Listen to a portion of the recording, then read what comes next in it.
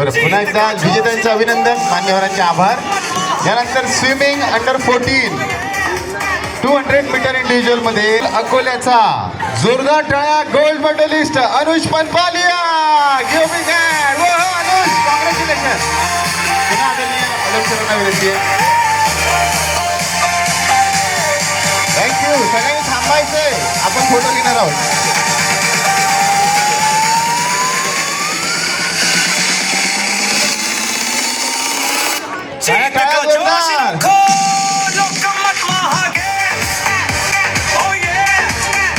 यानंतर आपण पुढच्या थँक्यू.